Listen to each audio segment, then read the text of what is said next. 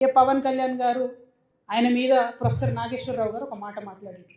అట్లనే నిన్న మన పాశం యాదగిరి అన్న ఒక మాట మాట్లాడంగానే ఇక్కడ వాళ్ళ ఏజెంట్ ఉన్నాడు కాబట్టి ఆంధ్ర పోలీసు వాళ్ళు మా మేధావులు ఇంటికి వస్తుంది. ఇట్లా చేస్తే మాత్రం ఊరుకోం, క్వశ్చనే లేదు. మాకు అన్ని రైట్స్ ఉన్నాయి, మేము అనుకున్నది మేము ఖచ్చితంగా చెప్తాం. రాజకీయంగా దమ్ముంటే దాన్ని ఎదుర్కోండి. మీ కాడ రాజధాని కట్టుకున్నాడు రాదు శాత కాదు, కానీ ఇడికి వచ్చాక తెలంగాణ నవనిర్మాణం చేస్తాడు. మా పని మేము చేసుకుంటాం, మా నిర్మాణం మేము చేసుకుంటాం, మా కథలు మేము పడతాం. రాష్ట్రం విడిపోయింది, ప్రజలు విడిపోలే. మీరు ప్రజల మధ్యలో చిచ్చు పెట్టకండి. చిచ్చు పెడితే మాట్లాడేటోళ్ళు లేరు, ఊరుకుంటోళ్ళు లేరు అనుకుంటారేమో. ఇగో ఈ జెండా రాకముందు లెక్క వేరే, ఇప్పుడు లెక్క వేరే. టీఆర్ఎస్ 2.0 ఇక్కడ, టీఆర్ఎస్ 2.0 ఇక్కడ పెట్టుకుంటే మాత్రం మంచిగా ఉండదు. ఇదివరకు ఒకసారి పెట్టుకున్నారు, రాష్ట్రం వచ్చింది. ఈసారి మూతి పనులు రాలిపడతాయి. కాబట్టి మీరు మా ప్రజల్ని తక్కువ చేసి మాట్లాడడం, మా మేధావుల మీద చేయాలనుకోవడం, లేనిపోని సాంస్కృతిక పెత్తనం మా మీద రుద్దాలనుకోవడం, మీకు అక్కడ రాజధాని కట్టుకోవడం చేతగాక మీ పొలిటికల్ పంచాయతీలను తీసుకొచ్చి మా మీద రుద్దడం. ముందు మీ రాజధాని కట్టుకోండి. మా జిహెచ్ఎంసీ ఎన్నికలలో పోటీ చేసే విషయం మీరు మళ్ళీ ఆలోచించారు. మా జిహెచ్ఎంసీలో ఇక్కడ సెటిల్ అయ్యి ఇక్కడ ఉన్నటువంటి ఆంధ్ర బిడ్డలు మా వాళ్ళు. గత 12 ఏళ్ళుగా వాళ్ళని మేము కడుపులో పెట్టుకొని కాపాడుకున్నాం. ఇంకా ఎన్ని ఏళ్ళైనా అట్లనే కాపాడుకుంటాం. తెలంగాణ వాళ్ళం ఎవరిని ఇబ్బంది పెట్టేటోళ్ళం కాదు. చుట్టపు చూపుగా వచ్చినా ఇంటికి వచ్చినా వాళ్ళని ఉన్నాం, వాళ్ళు మన దగ్గరే ఉన్నారు, మన దగ్గరే సెటిల్ అయింది. వాళ్ళతో ఇబ్బంది లేదు. రాజకీయంగా పెత్తనం చేస్తాం, సెక్రటేరియట్లో ఏలు పెడతాం, మీ విధానాలలో ఏలు పెడతాం, మీ నీళ్లు దోసుకుంటాం అంటే మాత్రం ఊరుకునేది ఉండదు. ముఖ్యమైన అంశం మన మీద ఇవాళ జరుగుతున్నటువంటి కుట్రలు, ఆంధ్ర ప్రాంతానికి సంబంధించిన నాయకుల విగ్రహాలు, వారి యొక్క ఆధిపత్యం, వారి పార్టీలు. ఇప్పుడే మనం ఇక్కడ మాట్లాడుకుంటుంటే కొన్ని ఛానళ్ళల్లో స్టోరీలు వేస్తురట. పవన్ కళ్యాణ్ గారు అడుగు కాదు రేపు భారీ బహిరంగ సభ పెడుతున్నారని చెప్పి. పెట్టుకోండి, సినిమా యాక్టర్లు ఏముంది, మాకు పోయేదేముంది. కానీ రాజకీయం చేస్తామంటే కుదరదు. ప్రజలందరూ కూడా ఖచ్చితంగా కలిసి ఓడగొడతాం. నువ్వు వచ్చి పోటీ చేయి, ఏమంటారు యోగా చేయి, ఏమైనా చేయి, మీకు మాత్రం ఒక్క ఓటు కూడా రాకుండా చేస్తామని మాత్రం ఈ సందర్భంగా తెలియజేస్తాం. రెండో అంశం, అక్కడ రాజధాని, ఆంధ్రాలో రాజధాని ఏం కావాలి? వాస్తవానికి ఒక రాజధాని నిర్మాణం చేయాలంటే ఒక సెక్రటేరియట్ కావాలి, ఒక అసెంబ్లీ కావాలి, ఒక డీజీపీ ఆఫీస్ కావాలి. ఇంతకు మించి ఏం కావాలి చెప్పి? ఎక్కువ పరిపాలన చేయాలంటే ప్రస్తుతం ఇమీడియట్గా దానికి ఆంధ్రాలో సేకరిస్తున్నటువంటి భూమి 80,000 ఎకరాలు. అంటే ఒక అసెంబ్లీ కట్టనికే, ఒక సెక్రటేరియట్ కట్టనికే, ఒక సీఎం ఆఫీస్ కట్టనికే 80,000 ఎకరాలు సేకరిస్తున్నారు.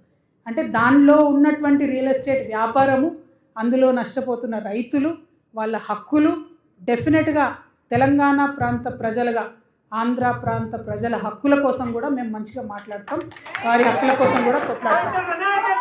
ఎట్ ద సేమ్ టైం ఎట్లయితే ఇక్కడ మీ నాయకుల విగ్రహాలు మా ముఖ్యమంత్రి పెడుతున్నారో, మా పివి నరసింహారావు గారి విగ్రహం అక్కడ పెట్టండి,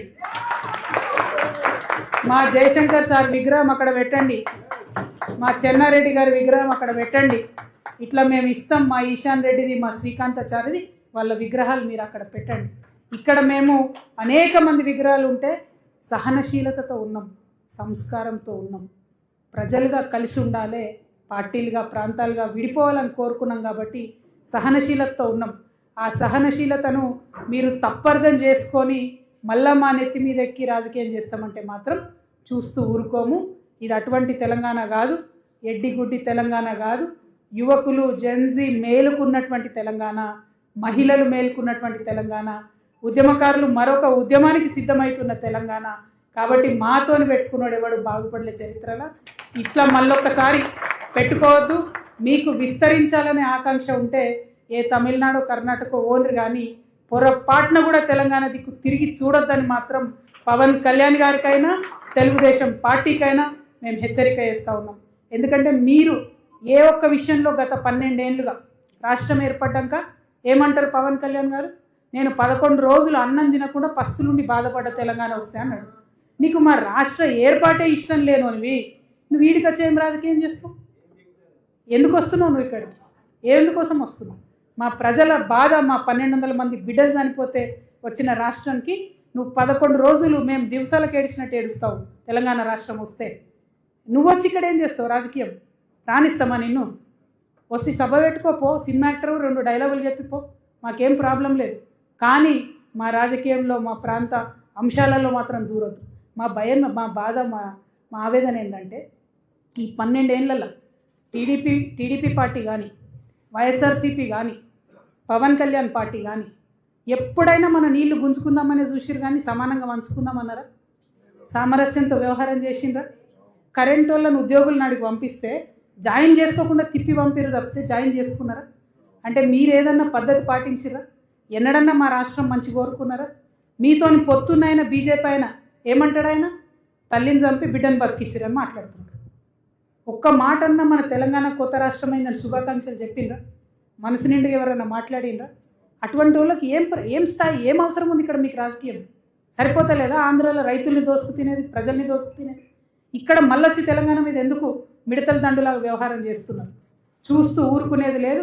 మీరు జిహెచ్ఎంసీలో పోటీ చేస్తాం అది ఇదని చెప్తున్నారట. మా ప్రజలందరికీ నేను తెలియజేసేది ఒక్కటే, ఇక్కడ ఉన్న ఆంధ్ర ప్రాంత ప్రజలతో మాకు ఏం ప్రాబ్లం లేదు, అసలే ప్రాబ్లం లేదు. అది మీకు కూడా తెలుసు. 12 ఏళ్ల నుంచి మంచిగా కలిసిమెలిసి హ్యాపీగా ఉంటున్నాం. ఆంధ్ర రాజకీయ నాయకులతోని మాత్రం మాకు ప్రాబ్లం ఉంది, ఉంటుంది. రేపటి నాడు కూడా మీరు తెలంగాణ వైపు కన్నేసి చూస్తే ఖచ్చితంగా ఉంటుంది. మా తల్లి మీద కన్నేస్తే చూసుకుంటా కూర్చునే దద్దమ్మ ప్రజలు లేరు ఇక్కడ. ఖచ్చితంగా పిడికిలెత్తుతాం, ఖచ్చితంగా ఉద్యమం చేస్తాం, ఖచ్చితంగా మిమ్మల్ని ఎదుర్కొంటాం. అదేవిధంగా ఎట్లయితే ఆంధ్ర శక్తులను ఎదుర్కొంటామో అట్లే తెలంగాణ ఉద్యమ బిడ్డలను, ఉద్యమకారులను కూడా కడుపులో పెట్టుకొని కాపాడుకుంటాం. అక్క పెద్ద మాట అన్నది తన్వీర సుల్తానా గారు, మీకు మీ కుటుంబం దూరమైందని బాధపడకు, నీకు అనేక మంది తల్లులున్నాం, అనేక మంది కుటుంబ సభ్యులున్నాం, అనేక మంది అన్నలదమ్ములు ఉన్నామని చెప్పిండ్రు. థ్యాంక్ యూ అక్క. మీరు ఇచ్చే భరోసాతోని మరింత గుండె ధైర్యం వచ్చింది, మరింత బలం వచ్చింది.